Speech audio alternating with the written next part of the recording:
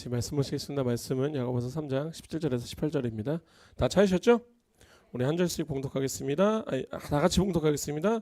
오직 위로부터 난 지혜는 첫째 성결하고 다음에 화평하고 관용하고 양순하며 긍휼과 선한 열매가 가득하고 편견과 거짓이 없나니 화평하게 하는 자들은 화평으로 심어 의의 열매를 거두느니라. 아멘. 기도하시겠습니다.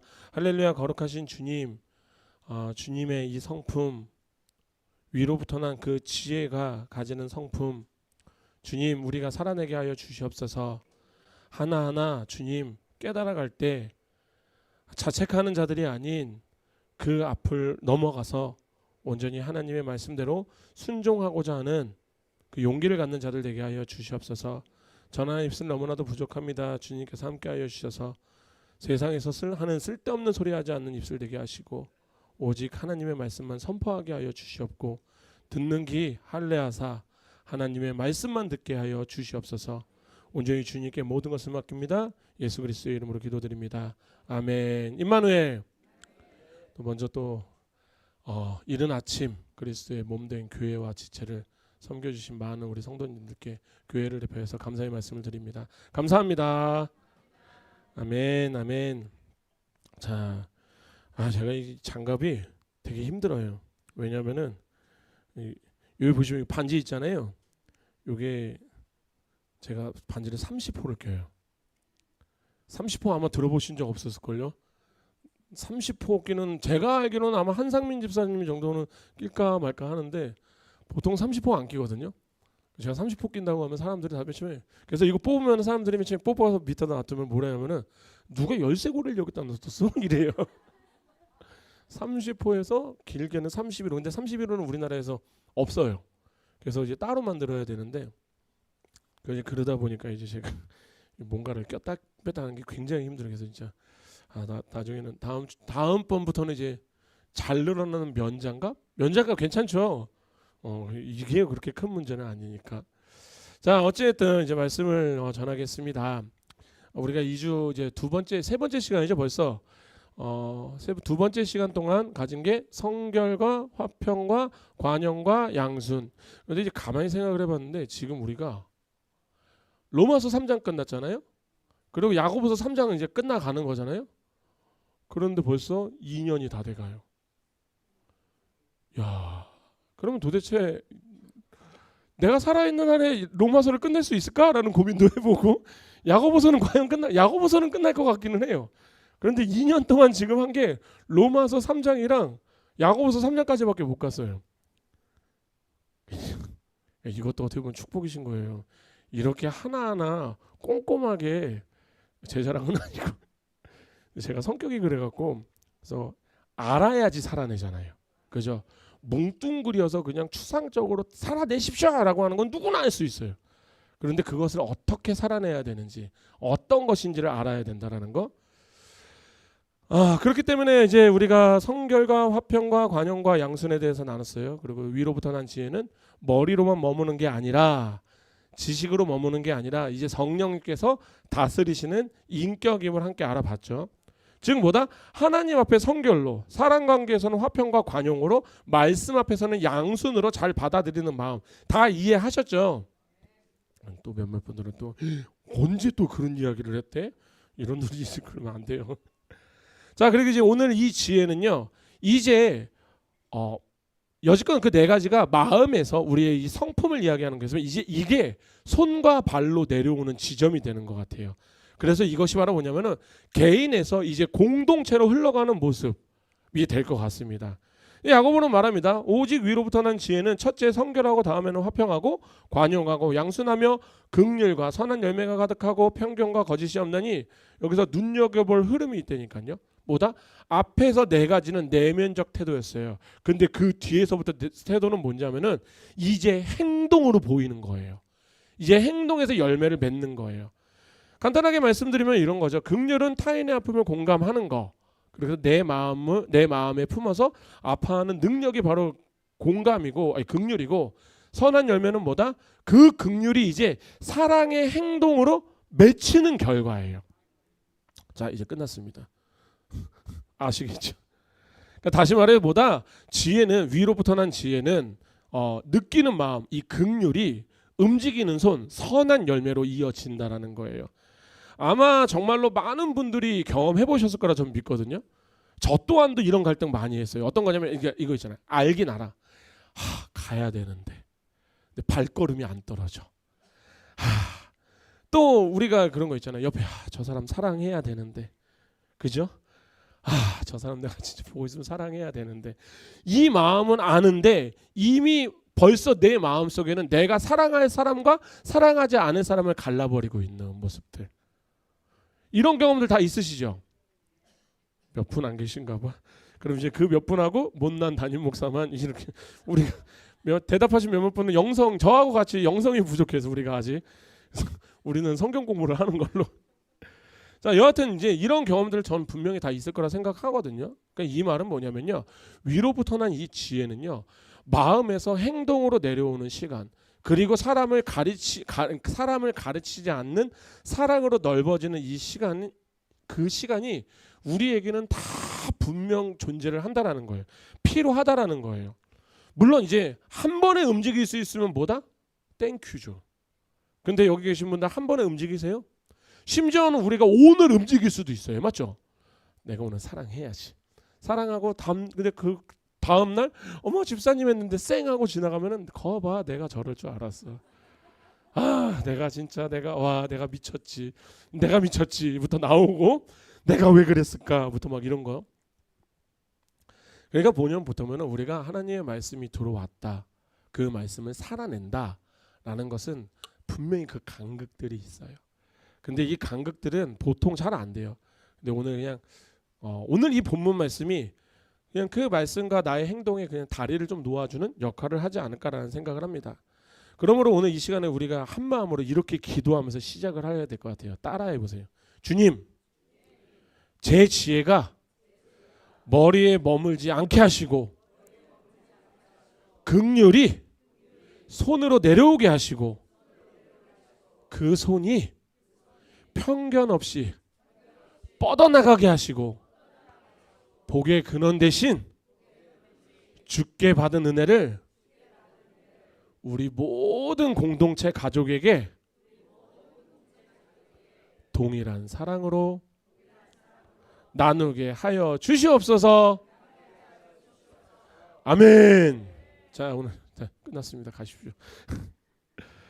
자, 이 말씀으로 들어갈 때 우리가 이제 지금 오늘 5번째 긍휼과 선한 열매를 이제 차례로 살필 거예요. 하나님의 성품이 우리 교회에 넘치기 바랍니다. 아멘. 자, 위로부터 난 지혜 5번째 성품은 뭐다? 긍휼. 그리고 6번째는 선한 열매가 가득하고입니다. 그래서 아까 우리가 이제까지 살펴본 거 성결과 화평과 관용과 양순, 이게 바로 좀 전에 말씀드린 주로 내 마음의 태도와 내적 성품이었다면 이제 5번째 덕목부터는요, 그 마음이 실제로 행함으로 나타나는 단계인 거예요. 그러니까 하늘의 지혜는 가만히 있고 가만히 내 머릿속에서 있는 지혜가 아니에요. 움직이는 지혜라는 거예요. 사랑은 사랑으로 실천되는 지혜라는 거예요. 그래서 첫 번으로 볼 게 뭐냐면 긍휼이라는 단어를 살펴봐야 되는데, 제가 예전에도 한번 이 긍휼에 대해서 설교를 한 적이 있어요. 근데 긍휼은 단순히 뭐다? 불쌍히 여기는 마음이 아니라 다른 사람의 고통을 내 마음에 느끼는 능력이라고 말씀을 드렸어요. 그래서 또 이 긍휼을 다른 말로 이야기하면은 공감이다라고 말씀을 드렸던 것을 기억하실 거라 믿습니다. 큰일 났네. 다시 해야 되겠다. 자, 믿어요. 그러니까 이거까지 하고 나면 오늘 우리 밥 못 먹어요. 그래갖고 믿습니다. 믿는 걸로 넘어가고. 그래서 우리가 이 긍휼이라는 단어가 헬라어로는 엘레오스라고 하는데, 이 단어를 어디서 가져왔을 거 아니에요. 그렇지 않아요? 이 단어를 헬라어로 번역을 했을 때, 그래서 어디 단어를 갖고 왔을 건데, 어디에서 단어 갖고 왔어요? 히브리어에서 갖고 왔겠죠. 그죠? 그래서 오늘 이게 우리가 볼 게 뭐냐면은 히브리어 2개의 단어를 이제 보통 엘레오스라고 해서 해석을 많이 해요. 그래서 먼저 우리가 두 단어를 알아봐야 될 것 같아요. 그래서 먼저 말씀을 드리면 첫 번째는 헤세드라고 하는 단어가 있고요. 또 하나는 라함이라는 단어가 있어요. 그래서 이 히브리어 헤세드와 라함이라는 단어를 헬라어로 번역을 할 때 보통 모든 사람들이 엘레오스라고 번역을 했어요. 자, 그러면 이제 첫 번째 헤세드는 뭘까라고 생각했을 때 헤세드는 보통 뜻을 보면 동정심이라고 나와요. 그런데 이것에 우리가 문법으로 보게 되면 그냥 단순한 동정심이 아니라 하나님과 그 백성 간의 언약에서 신실한 사랑을 뜻하는 단어가 이 헤세드라는 단어예요. 즉 뭐다? 하나님께서 약속하신 언약을 끝까지 지키며 백성을 긍휼히 여기는 마음, 그 사랑, 그 신실한 사랑. 그래서 이 단어가 어디에서 사용이 되냐면은 출애굽기 34장 6절입니다. 출애굽기 34장 6절이에요. 꼭 찾아보세요. 제가 읽겠습니다. 여호와께서 그 앞으로 지나시며 선포하시되 여호와라 여호와라 자비롭고 은혜롭고 노하기를 더디하고 인자와 진실이 많은 하나님이라. 아멘. 여기서 노하기를 더디하고 인자와 진실이 많은 하나님이라 이렇게 말씀하시죠. 여기서 인자가 바로 헤세드예요. 그래서 우리가 시편 136편 한번 가볼게요.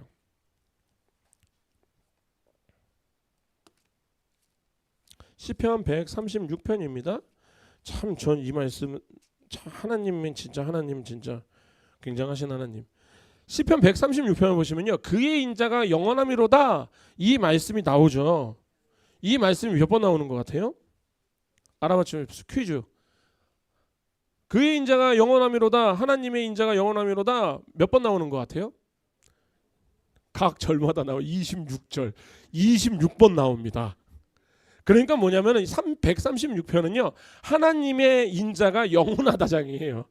그리고 여기서 여기서 나오는 또 인자가 또 헤세드예요. 그러니까 조금 전에 제가 헤세드는 어떤 의미라고 말씀드렸죠? 하나님과 백성 간의 언약에 신실한 사랑을 뜻하는 단어가 바로 헤세드라고 했어요. 지금 136편, 20편 136편은요 하나님의 영원하신 인자하심이 구체적으로 어떻게 나타나는지를 이야기하고 있는 장이에요. 그래서 창조의 역사부터 시작해서 출애굽과 광야의 인도 그리고 가나안 정복과 심지어는 현재의 돌보심까지 하나님의 주권과 능력과 그 모든 행하심의 근본이 되는 영원하고 신실하신 인자함, 즉 헤세드에 대해서 반복적으로 찬양과 감사를 드리는 시예요. 그러니까 이 모든 것을 종합해 보면은 히브리어 헤세드는요 언약 안에서에 있는 신실한 사랑이라는 거예요. 오늘 그리고 또 그래서 지금 보는 우리가 단어 긍휼이라는 헬라어 엘레오스가 이 헤세드의 이 자비로운 행동을 해석할 때 보통 엘레오스라고 쓴다라는 거예요. 그러니까 뭐다 엘레오스는요 헤세드의 신약적 실천형이라고 보시면 돼요. 자, 두 번째로 히브리어가 또 어떤 게 있냐면 라함이라는 뜻이 있어요. 그리고 이 히브리어 라함이라는 뜻을 해석을 할 때 엘레오스라고 번역을 해요. 그러니까 이게 또 의미가 뭐냐면 내적인 긍휼의 감정. 왠지 모르게 내적인 긍휼의 감정 하니까 좀 있어 보이죠. 그래서 우리가 이 라함의 어근이 뭐냐면 레헴이라는 단어인데 이 단어를 알면 아하 이러실 거예요. 내적인 긍휼의 감정이 아하 이럴 거예요. 왜냐하면은 이 레헴이라는 단어가 뭐냐면은 자궁을 뜻해요. 엄마의 자궁, 어머니가 그래서 이 단어를 보면은 어머니가 자녀를 불쌍히 여기는 마음, 긍휼히 여기는 마음을 뜻해요.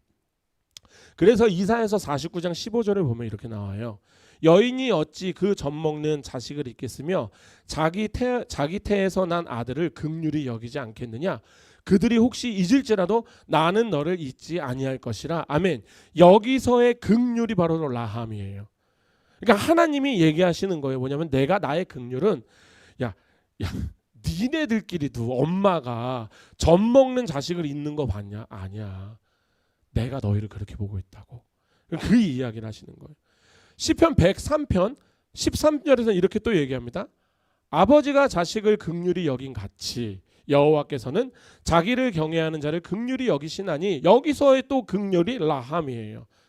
그래서 우리가 이 헤세드하고 라함의 두 단어를 70인역으로 헬라어로 해석을 할 때 거의 다 엘레오스 즉 뭐다? 긍휼로 번역을 한다는 거예요. 그러니까 지금 여기까지 제가 여지껏 말씀드린 긍휼로 우리가 이거 생각을 할 때는 하나님과 그 백성 간의 언약에서 신실한 사랑과 함께 가까이 있는 자. 그러니까 뭐다? 어머니의 자궁 속에서 자녀의 고통을 함께 품는 깊은 내면의 떨림이 바로 긍휼이라는 거예요. 아멘. 우리 목사님 뭐라는 거 도대체 이해가 안 되네 막 이런 생각하시면 안 돼. 제가 어떻게든 최대한 쉽게 말씀을 드리는 거예요. 그래서 이 모든 것을 종합해 보면요, 하나님의 긍휼은요 언제나 감정에서 끝나지가 않아요. 행동으로 움직여요. 예수님께서 복음서에서 자주 나타내신 감정이 뭐예요? 불쌍히 여기었더라. 예수님께서 마태복음, 마가복음, 누가복음에서 그분이 병든 자를 보거나 굶주린 자를 보거나 방황하는 무리를 봤을 때, 오병이어나 칠병이어의 기적을 일으켰을 때 그들 갈 때 불쌍히 여기어, 그죠? 불쌍히 여겼다고 막 기록이 되어 있어요. 그리고 이 불쌍히 여김의 행동은 여김이 언제나 그냥 불쌍히 여김에서 끝났나요? 아니죠. 행동으로 이어졌어요. 손을 내밀어서 고치셨고 먹이시고 안으셨어요. 그러니까 이것이 뜻하는 게 뭘까요? 우리 하나 확실하게 알아야 돼요. 위로부터 난 지혜는요, 옳고 그름을 먼저 따지지 않아요. 먼저 그 사람의 아픔을 느끼는 거예요. 만약에 하나님이 여기 계신 모든 분들에게 옳고 그름을 따지고 시작하셨으면은 여기에 우리 있을까요, 없을까요? 없어요. 여기 있는 사람 한 명도 여기 있을 수 없어요. 예수님이 우리를 긍휼로 여기셨기 때문에 너희들의 옳고 그름 따질 필요도 없어. 너희들은 일단 악이야. 오죽했으면 예수님께서 이 마귀의 자식들아, 그죠? 이 마귀의 자식들아라고까지 얘기까지 하셨었잖아요. 그러니까 뭐냐면은 그거예요. 옳고 그름을 먼저 따지는 게 아니라 먼저 그 사람의 아픔을 먼저 느껴야 되는 거예요. 그리고 그 아픔 속에서 하나님이 원하시는 선을 행하는 것. 그래서 위로부터 난 지혜는 언제나 사랑의 실천으로 나타난다라는 거예요. 한번 우리 성도님도 한번 고민해 보세요. 한번 나는 지금 어떤가? 제가 하는 분 한번 불러갖고 그러면 안 돼요, 이렇게 얘기하면 안 되잖아요. 다들 한 번씩 고민해 보시기 바랍니다. 그리고 야고보가 이어서 이야기합니다. 긍휼과 선한 열매가 가득하고, 저는 오늘의 포인트는 바로 여기에요. 긍휼은요 마음의 감정으로 끝나지가 않는다라는 거예요. 이 긍휼은 언제나 반드시 선한 열매로 나타난다라는 거예요.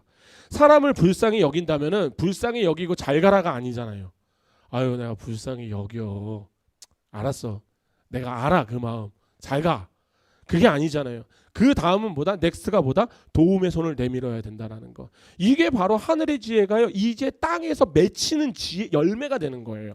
그러니까 야고보서 전체를 보면 이 구절은요 항상 그 앞서서 강조한 뭐가 있는 거? 믿음? 행함이 있는 믿음. 2장과 연결이 되는 거예요. 행함이 없는 믿음은 마찬가지로 긍휼이 없는 지혜는요 죽은 지혜예요. 그 지혜는 하늘에서 내려온 지혜가 아니에요. 땅에서 난 지혜라는 거예요.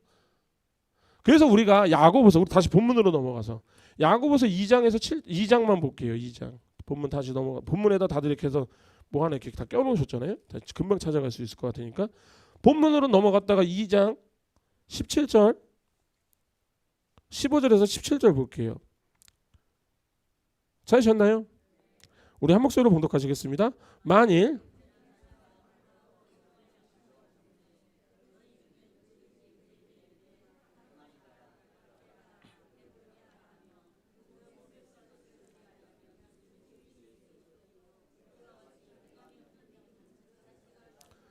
아멘. 바로 이 말씀이 우리가 지금 오늘 읽은 본문 3장 17절 있잖아요. 그 17절의 실전판이에요. 그러니까 하늘의 지혜를 받은 사람은 긍휼이 행동이 돼야 되고요. 이 행동을 통해서 열매가 맺어져야 된다라는 거예요. 그런데 우리가 여기서 절대 오해하시면 안 되는 게 뭐냐면, 긍휼은 단순하게 동정심이나 감정적 연민을 이야기하면 아니에요. 뭐냐면 이 말은 진리가 없는 긍휼은 결국 사람을 어떻게 한다? 망치게 한다라는 거예요. 그러니까 진리와 사랑이 함께할 때 그 긍휼은요 하늘의 지혜로 역사를 한다라는 거예요. 그런데 우리가 오해를 많이 해서 긍휼은 마치 그냥 죄를 지어도 우리가 그냥 공감하고 넘어가죠. 용서를 뭐 생각하고 막 이렇게 얘기한단 말이에요. 그래서 그냥 덮어. 긍휼은 죄를 덮어두는 게 아니라니까요. 죄인을 사랑하여서 진리로 회복을 시키는 거예요. 고로 요즘에 우리 동성애자 이야기 많이 나오잖아요. 동성애자. 그래서 동성애자 얘기 나올 때 자신 깨어있는 목사들이 있어요. 그래서 우리가 이들을 사랑해야 된다, 안아줘야 된다 얘기를 해요. 전 거기에 동의해요. 저는 만약에 우리 교회에 동성애자 오잖아요. 저는 그분에게 손 내밀 거예요. 아유, 어서 오십시오 죄인. 저도 죄인입니다. 아유, 잘 오셨습니다. 저는 그렇게 할 거예요. 그런데 문제가 뭐냐면요. 이런 거예요. 그들을 진짜 사랑한다라면은 그들을 안아줘야 돼요. 그 대신 그들에게 이야기를 해줘야 되겠죠. 동성애는 잘못된 거예요. 우리가 성경 말씀을 통해서, 그러니까 우리가 그렇다고 해서 여기 만약에 그런 분이 한 분 앉아 계시는데 동성애는 안 됩니다 라고 이렇게 얘기하면 그 사람은 인격 모독을 당하는 것 같은 느낌일 거 아니에요. 이런 행동은 하면 안 되죠. 그 대신 그분과 따로따로 이야기를 계속하면서 그분을 진리 안에서 회복을 시켜줘야 되잖아요. 그런데 동성애 그런 것들을 안 하시는 교회들이 꿰어 있는 교회들, 그러면서 굳이 그것까지 얘기해도 안 해도 돼요. 그래서 그분들이 그런 교회를 가면은 소돔과 고모라 얘기 안 해요. 큰일 나요. 그 레위인과 참 이야기 해갖고 그래서 막 그런 이야기 안 해. 그런 이야기 쏙 빼요. 왜? 그분이 불편해 하시니까.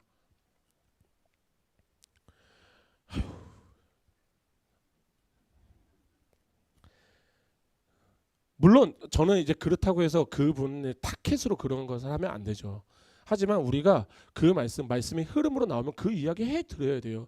그래서 설교는 그 사람 우리 오해하시면 안 돼요. 설교는 여기 계신 분들 마음 편하라고 하는 설교가 없어요. 하나님이 설교를 말씀을 주시는 이유는 찔리라고.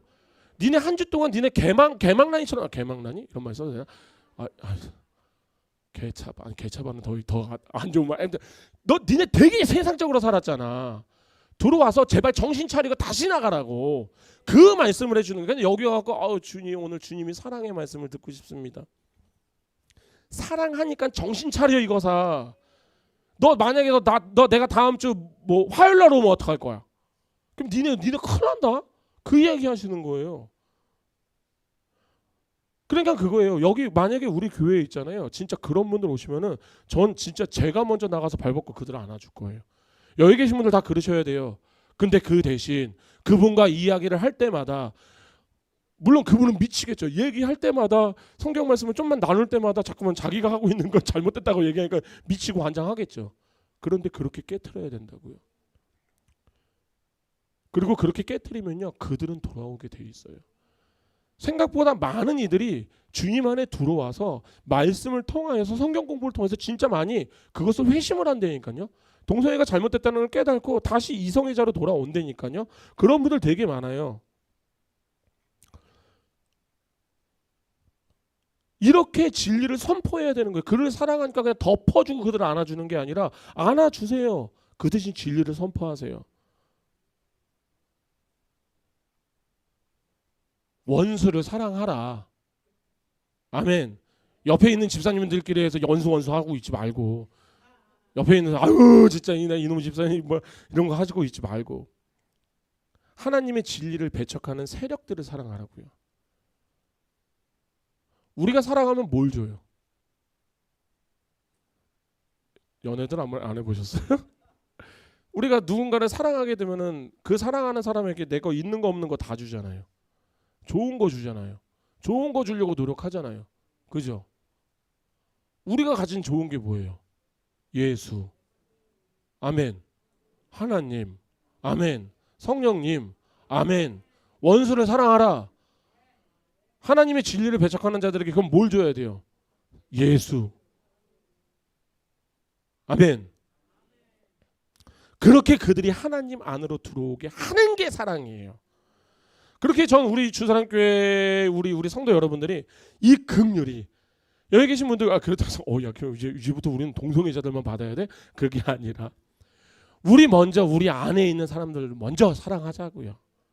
단순히 감정의 위로에서 끝나지 않고요. 회복을 일으키는 진리의 사랑이 되기를 전 소망합니다. 아멘. 그럴 때 하나님께서요. 그 긍휼의 손길을 통해서 깨어진 사람으로 교회를 세우세요. 교회는요. 한 사람만 뒤집어지면 돼요. 뭐 마치 다 뒤집어져야지 교회가 와 될 것 같죠? 교회는요. 한 사람만 뒤집어지면 돼요. 저는 여기에서 우리 성도 한 사람이 다 그 마음을 갖고 가셨으면 되겠어요. 그러면은 그 사람이 주축으로 교회 가서요. 자, 그리고 이제 마지막으로 위로부터 난 지혜, 극률로 나타나는 지혜가 극률로 나타나는 이유가 바로 이 극률이 누구의 성품이다? 하나님의 성품이다. 고로 예수님의 성품이고 성령님의 성품이다. 아멘. 출애굽기 아까 우리가 봤던 3장 우리 출애굽기 가볼게요. 출애굽기 34장 6절. 제가 아까도 이게 그 헤세드를 얘기했을 때도 찾았던 말씀인데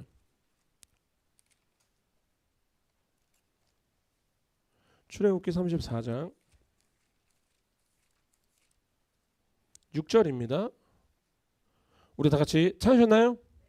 한 목소리로 봉독하시겠습니다. 여호와께서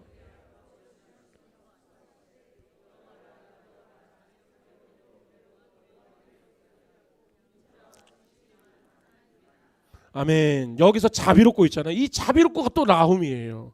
그러니까 헬라어로 번역할 때 이 번역으로 했다라는 거예요. 그러니까 지금 한 절에만 해도요, 헤세드와 라함이 같이 있어요.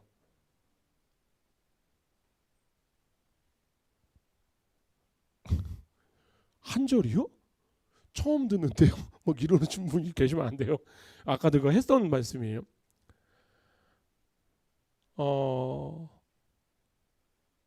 그러니까 우리가 이렇게 생각했어요. 이 두 가지의 이 극률의 두 가지의 의미를 갖고 있는 이 두 단어를 한 절에서 사용했다라는 것은 저는 이렇게 생각해요. 이렇게 하나님께서요, 당신의 극률을 이야기하시는 것을 보면은 하나님의 공의는 하나님은 공의의 하나님이시죠. 그런데 이 공의가 어디에 세워지는 것 같아요? 극률 위에 세워지는 공의예요. 아멘.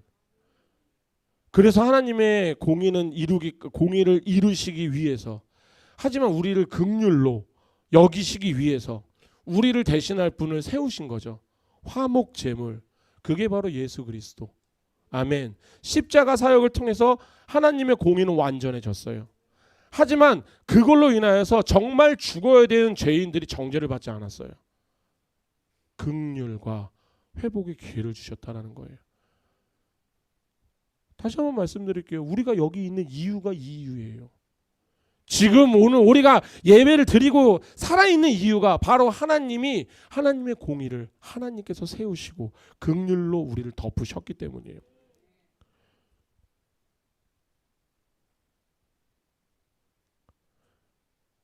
그렇기 때문에 하나님의 지혜, 하늘의 지혜를 받은 사람은요, 자연스럽게 하나님의 긍휼을 닮아가는 사람이 되는 거예요. 그리고 그 긍휼이 있는 자는요, 이제 멈추는 게 아니에요. 선한 열매를 맺어야 되는 거예요. 그렇게 다른 사람의 허물 쉽게 정죄하면 안 돼요. 오히려 그를 위해서 울어줄 수 있는 게 이게 선한 열매라니까요. 오히려 그를 위해서 기다려줄 수 있는 게 선한 열매예요. 오히려 그를 품어줄 수 있는 게 선한 열매예요. 선한 열매 하니까 선한 열매는 도대체 뭘까? 바로 이거예요. 긍휼이 생기면요, 그 다음에 맺어지는 열매, 선한 열매.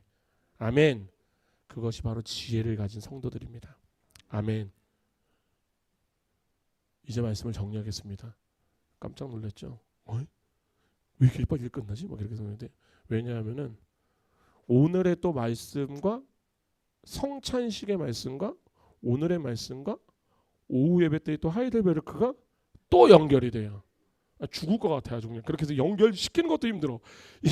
근데 저는 진짜 어저께도 이제 왜 이제 요번에 이제 오늘 이제 지난 시간이 그리스도에 대해서 이제 왜 기름 부음 받은 자에 대해서 나눴고, 요번 주는 오늘은 그리스도인에 대해서 나누는데, 그리스도인으로서의 그 이제 사명이 3개가 있는데 하나만 하다가도 이제 끝나요. 이제 3개까지 다 해야 되는데 그거 하면 언제가 될지 모르겠어요.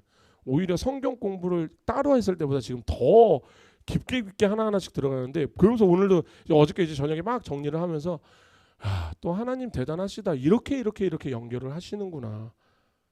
완전한 식탁을 받는 자들, 그 완전한 믿음, 내가 속죄를 받았다는 완전한 믿음을 가진 자들이 성찬에 참여하고, 그들이 받은 지혜가 바로 이 지혜잖아요. 그 지혜를 가진 자가 또 어떻게 살아가야 되는지가 또 오늘 오후 시간에 있어서 오늘 제가 빨리 끝내드리는 거예요. 자, 어쨌든 말씀을 정리하겠습니다.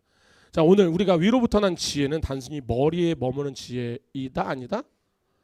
긍휼로 가슴으로 내려와서 내 손으로 선한 열매를 맺는 움직이는 사랑이라는 거예요. 아멘. 어떤 목사님이 이런 말씀 하시더라고요. 우리의 신앙은 머릿속에 있는 것만 같다. 뭐다? 개념적, 추상적. 근데 제가 뭐라고 말씀드렸어요? 복음은 추상 명사가 아니에요. 보통 명사예요. 양파 먹으면 냄새 나야 된다, 안 나야 된다? 마늘 먹으면 냄새 나야 된다, 안 나야 된다? 먹었는데 안 난다고 난 이빨 300번 닦았다고 하면 그게 거짓말이다, 아니다? 거짓말이에요. 제가 이빨 닦는 그 아르바이트 해봤거든요. 그 구취 제거하는 거 죽는 줄 알았어요. 마늘 5개 먹고 이빨 10번 닦고 불어보고 또 10번 닦고 불고 집에 갔더니만 잇몸에서 피가 나갖고 이를 얼마나 많이 닦았는지. 그러고 나쁜 사람들. 그리고 행동성 알바였나 그때? 그래놓고서 15만 원밖에 안 주고 나는 잇몸이 아파갖고. 근데 뭐 내가 이빨을 많이 닦아서 위에서 올라오는 건 어떡할 건데? 그래서 제가 이빨 닦으면서 계속 그 생각했어요. 효과가 있을까? 나는 속이 쓰린데 지금 마늘을 하도 먹어서 이러다 사람 되는 거 아니야? 그때는 이제 믿음 밖에 생각. 이러다 사람 되겠는데? 이러다 오늘 집에 들어가면 엄마 말 되게 잘 듣겠는데? 막 이렇게 생각하고.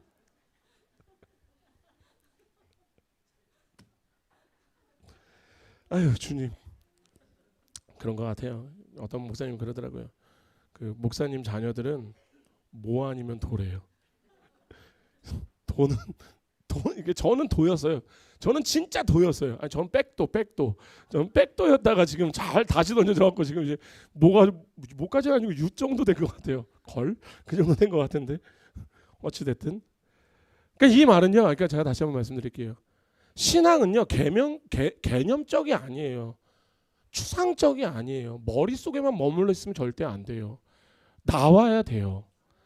야고보가 강조하듯이 진짜 지혜, 알긴 하는데 발걸음이 떨어지지 않는 이 상태, 그 상태를 극복하고 한 걸음이라도 가는 게 지혜라니까요. 그게 바로 하나님의 긍휼을 받은 자라니까요. 그리고 그 긍휼을 삶의 모든 정에서 베푸는 실천의 단계로 나아가는 것. 전 장담할게요. 그 한 걸음부터 시작하시라고요. 저는 여기 계신 모든 분들에게 10걸음 뛰라는 소리 안 해요. 저도 못 뛰어요.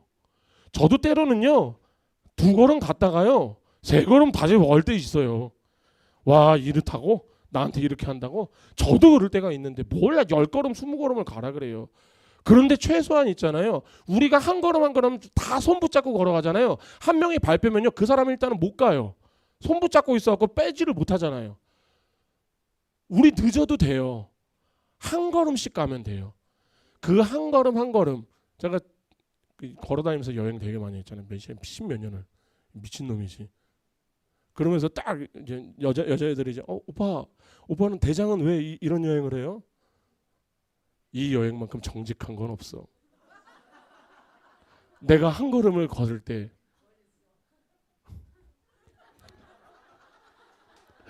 지금도 생각하면 닭살이 나.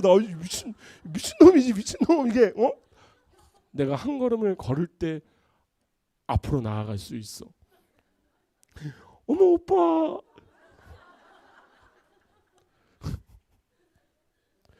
앞에서 우리 집사람 보고 있는데 이런 얘기를 또 어찌됐든 한 걸음씩 가자고요. 우리 교회가 전체가 한 걸음씩 가자고요. 급하게 갈 거 없어요.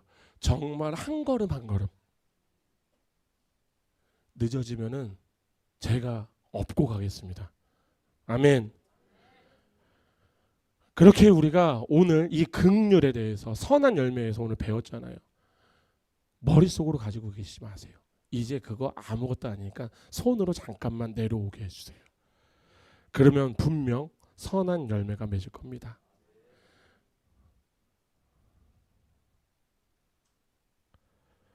또 이렇게 얘기하니까 또 많은 분들이 또 아멘 아멘 하시는데 또 어떻게 적용할지 잘 모르잖아요. 그러니까 간단하게 말씀을 드릴게요. 첫 번째로 적용이 돼야 되는 부분은 교회 안에서, 우리 안에서, 주사랑교회 안에서의 긍휼, 용납과 중보가 필요할 거라 생각해요. 우리가 가장 못하는 게 용납이거든요. 용납이 안 돼요. 근데 그 용납이 한 번이 되기 시작하면은 중보는 그 다음 넥스트 그냥 넘어갈 수 있는 상태인 것 같아요. 그러면 이게 만약에 우리 교회 안에서 실천이 되면은 우리는 비판 대신 뭐가 나올 것 같아요? 기도가 먼저 나오겠죠. 정죄 대신요 덮어주는 사랑이 나오겠죠. 또 가정에서는 또 뭐가 있을까요? 긍휼, 이 가정에서의 긍휼은요 저는 제가 봤을 때 인내와 이해인 것 같아요. 우리 아침에만 나올 때만 해도 배우자를 보면은 예전에 진짜 깜짝 놀랐던 분이 얘기를 제가 옆에서 들었는데 저 인간은 죽지도 않아. 왜요? 왜 잘하시는데? 완벽하지 않은 배우를 보고 있으면서 저 왼수바가지 이러지 마시고 말 안 듣는 자녀들 보면서 그렇잖아요. 제가 말 안 듣는 자녀로 살아봤거든요. 그런데 또 걔네들도 사실은 그렇게 살고 싶은 게 아니에요. 그렇게 사는 애들이 얼마나 더 답답하겠어요. 그렇지 않아요? 잘하고 싶죠. 지도 엄마한테 잘해 보이고 싶죠. 그래서 용돈도 받고 싶고. 근데 말 더럽게도 안 듣죠. 근데 기다려주니. 그래서 실수를 그냥 덮으라는 게 아니라 혼내시되. 그래도 기다려주면서 품놈 이것이 나오면은 또 그 가정에는 또 그 긍휼이 선한 열매로 이루어지는 건 아닐까? 또 마지막으로는 세상에서 보면은 섬김과 나눔의 사랑이죠. 작은 자를 돌보는 것. 예전에 제가 이런 일이 있었거든요. 예전에 이게 지하철 타고 오다 좀 힘드신 분들 그래서 보시면 이제 좀 드리고 하셨는데 그러다 제가 진짜 신촌에서 한번 봤어요. 제가 드렸던 분이 화장실에서 만났는데 예수님을 만나신 것 같아요. 소경이 갑자기 눈을 떠갖고 막 돈을 세고 있더라고요. 그래서 뭐지? 이분 예수님을 만났나? 그래서 그때서부터는 저는 사실은 그걸 잘 안 했던 다시는 이제 주면 안 되겠다라고 생각을 했는데 요즘에 이제 제가 한 달에 한 번, 두 번씩 이제 서울로 이제 병원을 좀 다니는 게 있는데 그럴 때 다닐 때마다 보면은 한 번 왔다 갔다 계시는 분이 꼭 계세요. 그분 팔이 좀 불편하신 분인데 그냥 문득 그런 생각이 들어요. 그분이 불편하셔서 드린다는 게 아니라 저분이 만약에 돈이 많더라도 돈이 많으면 그냥 내가 얼마를 좀 드림해도 그냥 이 사람은 일단 불행한 사람이 아니니까 저는 기쁠 것 같고 불행한 사람이라면은 힘든 사람이라면 이 돈이 이 물질이 제가 100만 원씩 드리겠어요, 1000만 원씩 드리겠어요. 얼마 되지는 않지만 그 물질이 또 그분에게 또 도움이 될 수 있어서 감사하고 이 두 가지의 마음을 가지고 있으니까 그냥 예전에는 예수님 만나서 소경이 눈을 떴나? 라는 이 마음이 지금은 밖에서 오히려 그런 분들을 보고 있으면 좀 더 내가 갖고 있는 그래서 일부러 지하철을 탈 때는 좀 현금을 좀 갖고 타려고 노력을 많이 해요. 요즘에는 좀 그런 것 같아요. 그런데 신기하게 세상은요 사실 그렇잖아요. 저는 제가 세상에 보여주려고 하는 게 아니잖아요. 이번에도 지하철을 타고 이렇게 가고 있는데 정말 다 옆에 다 젊은 분이셔요. 근데 저도 이제 이어폰 끼고 앉아서 이제 핸드폰을 막 보고 있다가 문득 눈을 딱 뜨는데 앞에 또 연세부신 할머니 딱 앉아 계신 거야. 깜짝 놀라갖고 저도 빨딱 일어나고 앉으세요. 앉으셨고 그래서 이제 태워놓고 막 가고 있는데 문득 그런 생각이 드는 거예요. 근데 이분이 저한테 그러죠. 아이고 예수님 믿으셔요? 그러는 거여서 아이고 예 저 예수님 믿고 있어요. 정말 잘 믿고 있으려고 노력하고 있습니다. 라고 얘기를 하니까 아유 그러셨구나 라고 하는데 모르겠어요. 옆에 사람이 들었는지 안 들었는지 전 모르겠어요. 그런데 신기하게 세상은요 교회를 통해서 하나님을 먼저 봐요. 그런데 교회를 통해서 본다고 했을 때 교회를 통해서 하나님의 진리가 선포되는 것을 먼저 볼 것 같아요? 아니요. 먼저 섬김을 본다니까요. 그러니까 지금 이 땅 가운데 교회가 욕을 먹는 이유가 지들밖에 몰라서 그런 거예요. 그래서 그러는 거예요. 그런데 진짜 우리가 하나님의 마음으로 진짜 정말로 우리가 지역에 도울 사람 있으면 돕고 근데 세상은 그 모습을 보고 그 섬김을 보고 하나님을 보고 나와서 진리를 깨달게 되는 아멘. 그래서 오죽하면 이런 얘기가 있겠습니까? 마태복음 7장 5장 7장 보면 예수님이 시청 얘기했잖아요. 긍휼히 여기는 자는 복이 있나니 그들이 긍휼히 여김을 받을 것이라. 아멘. 하나님의 지혜 굉장히 단순해요. 하나님의 긍휼을 받은 자가요. 긍휼을 베풀고요. 그 긍휼의 행위가 또 다른 긍휼을 낳고요. 그렇게 낳다 보면요. 그 긍휼이 저에게 와요. 아멘. 저는 우리 주사랑교회 공동체가 이 흐름으로 가야 된다고 봐요.